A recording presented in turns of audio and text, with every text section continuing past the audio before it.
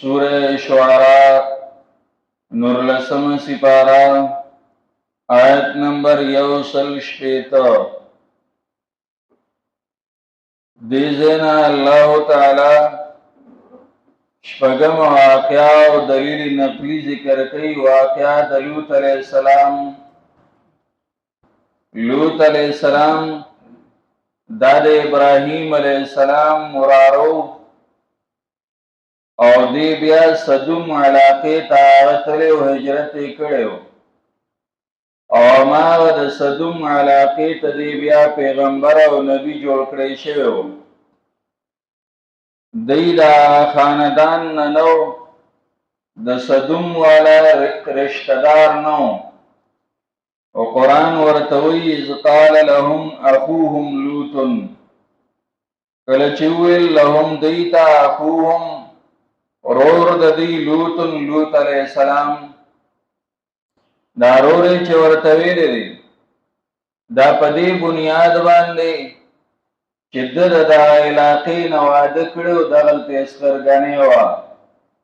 نو د هغې په بنیاد او سره تعلق د هغې د وجې نه ورته رور ویلې دي. نور نسبي رور د هغې نه لوط علیہ السلام چې کوم قوم ته تللی و هغې ته بیان د مسلې کړی دی. 15 خبرې لومبی هم هغه دي چې کومې نورو پیغمبرانو کړی وي بعینه هم هغه الفاظ او هم هغه خبرې دي. انی لکم رسول امین زه ستاسو دپاره رسول امانتدار یم فاتقوا الله واطیعون وما اسألكم عليه من اجر ان اجري الا على رب العالمین. بنیادی خبرې چې ذکر کړي د هغې نه وروسته په دې قوم کې هغه ګورو چې دې کې هغه نقصان او غلطي هغه کمه ده. قوم کې چې کم کمیونه هغه ذکر کوي په دې کې غټ کمی هغه دا و چې دې اتأتون الذکران من العالمین تاسو راتلل کوئ هلکانو ته من العالمین د مخلوقاتو نه خپل ضرورت او خپل شهوت هغه ترسره کوئ. نو د ضرورت او د شهوت د ترسره کولو دپاره تاسو له الله تعالی ستاسو د جنس نه بیبیانې پیدا کړي دي. په حلال نکاح سره د هغې سره نکاح وکړئ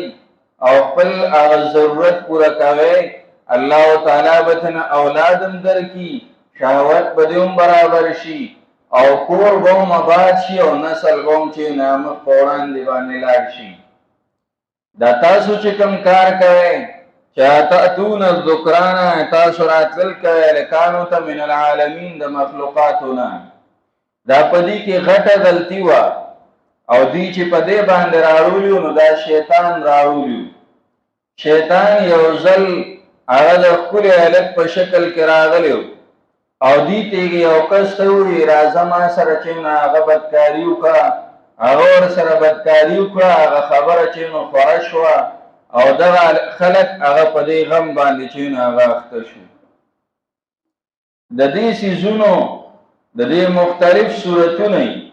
او هغه صورتونو سره چې نه خلک دا کوي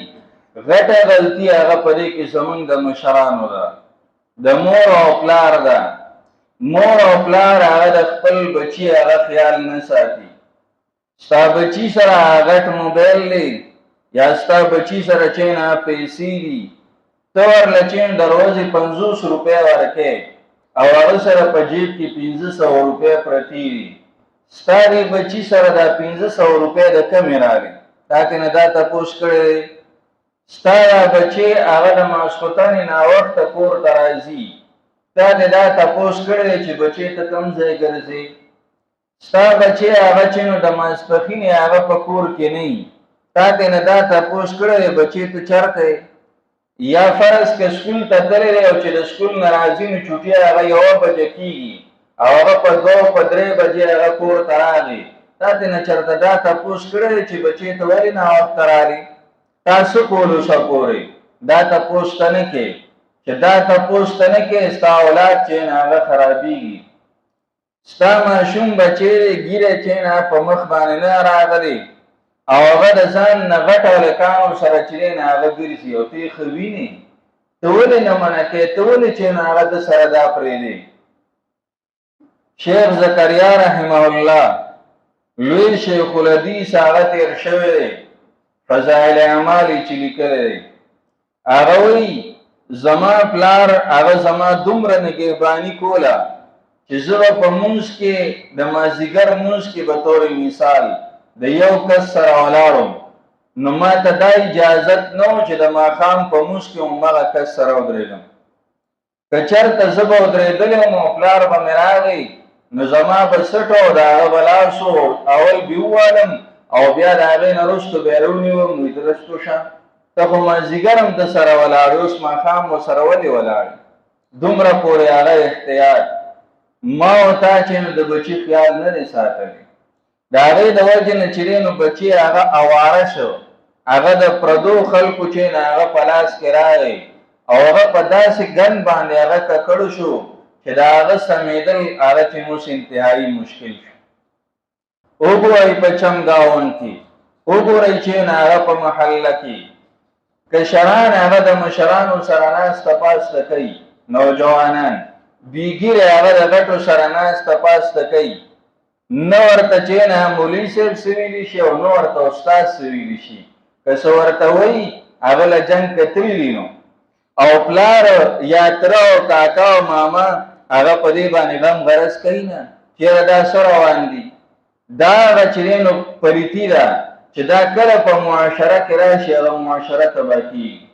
نسل یې هم تباه کېږي او د عذاب ذریعه هم ګرځي چې په دې باندې او بیا عذاب راځي، او داسې عذاب چې څنګه د لوط علیه السلام په قوم باندې راغلی، ځمکه یې پې باندې الټه کړې وه، هغه یې پې باندې اړولې وه. اتأتون الذکران من العالمین وتذرون ما خلق لكم، پرېږدی تاسو هغه چې پیدا کړي دي ستاسو دپاره ربکم رب ستاسو من ازواجکم د بیبیانو ستاسو نه، بل انتم قوم عادون، بلکې یې تاسو یو قوم د حد نه تېرېدونکي. د حد نه تېرېدل څه دي؟ حد نه خو یو تېرېدل دا و شهوت پوره کولو ځای هغه څه و؟ هغه دا و چې زنانه سره یې هغه ترسره کړه، تا هغه هلک سره ترسره کړه، دا یو د حد نه تېرېدل وکړل. دویم دا ده دې کې یو دا غلطي نه دا غټه او ځکه قرآن ذکر کوي او د دې نقصان هم هغه زیات و ځکه یې ذکر کوي، نور هم پکې وي چې نو مارغان او چرګان هغه به یې ساتل او هغه به یې جنګول. دا اوس خلک کوي که نه کوي؟ چرګان چې نو هغه وساتي او هغه بیا جنګوي او په هغې باندې چې نو پیسې اخلي. په لارو کې به ناست وو او چې خلک به تېرېدل نو واړه کاڼي به یې راغشتي او هغوی باندې به یې خلک کیشتل، داسې دی چې نو پې باندې خلک کیشتل، خلک به ترې نو چې دی نو هغه تنګ وو. یا دا ده نور هغه دا د ټولو نه اول هغه چې نو ګیره خریلې وه نا قوم د لوط علیه السلام چې نو هغه خریلې وه، ابتدا یې د هغې نه شوې وه، تجاوز یې د حد نه دا دی چې الله تعالی سړی ښایسته کړی دی په ګیره باندې، زنانه یې ښایسته کړی دی په کمسو باندې چې د هغې ښایسته کمسې، زنانه هغه ویښته کټ کړل، کمسه یې کټ کړې، ویښته یې واړه کړل، د سړو په شانتې کړل، او سړو چې نه هغه ګیرې وخریلې او ویښته یې غټ کړل، او ریبنونه چې نه ریبن ورته وایي هغه سیخ که څه شی ورته وایي هغه یې چې نو سرونو ته واچول لکه د ښځو په شانتې. حدیث مبارک کې راځي کم سړی چې هغه ځان د ښځو سره مشابه کوي په ده باندې د الله تعالی لعنت دی، کومه ښځه چې ځان د سړو سره مشابه کوي په ده باندې د الله تعالی لعنت دی. اوس وګوره ګیرې خریلي، بریتې خریلي، غټ غټ ویښتې پرېښودي او د غریبن او دغه سیخې چې نو پکې اچولي او په هغې باندې ورته ځان ښایسته چې نه ښکاري. علما وایي چې کله یو سړی هغه ګیرې وخوري بس ټیک ته ګیره خریل ګناه ده، او چې کله دې ګیره وخوري او د شیشې ته وکتل او ده وایي چې زه اوس ښایسته شم، اوس ښکلی شم، مخکې هسې ببر ومه، اوس چې دی نه هغه ښکلی شم. ده د پیغمبر په سنتو پسې او د هغه په طریقې پسې استهزا وکړه او ځان یې په هغه څیز کې ښایسته ولیده چې کوم څیز هغه د شریعت نه خلاف و، د ده د ایمان نه د وتو خطره ده. علما وایي ده له پکار دی چې دې نکاح تازه کړي، دا وړه خبره نه ده چې دی دا کوي. او دا داسې یو ګناه ده چې دا ګناه د سره همیشه ده. کدی د کیږي نوم ګناهګار دی، کدی ګرځي نوم ګناهګار دی، نو کدی مسکی نوم ګناهګار دی، کدی روزنی سي نوم ګناهګار دی. په هر حال کې دا ګناه د سره ده. نور ګناهونه خو بیا داسې دي چې بعضې وخت کې او بعضې وخت کې نه وي کې ټیم یې ختم شي. دا داسې ګناه ده چې په هر ټیم کې د سره تړلې ده، تر دې چې د مرګ راځي نو د مرګ په ټیم کې هم هغه د سره تړلې ده. او د دې شروع هغه د قوم د لوط علیه السلام د وخت نه شوې وه. بل انتم قوم عادون، بلکې تاسو یو قوم د حد نه تېرېدونکي. دا ګناهونه هغه عام دي، ډېر هغه جوور پکې تللی نه شم، خو دومره پورې تاسو ته وایم چې د خپلو کشرانو د هغې خیال وساتئ، د هغې نګراني وکړئ، او د هغې داسې نګراني کړي نګراني چې هغه په غلطو سلطو باندې سر نشي او هغه ګمراه نشي او هغه چې نو خراب نشي. کذبت نسبت د درو کړو قوم لوط،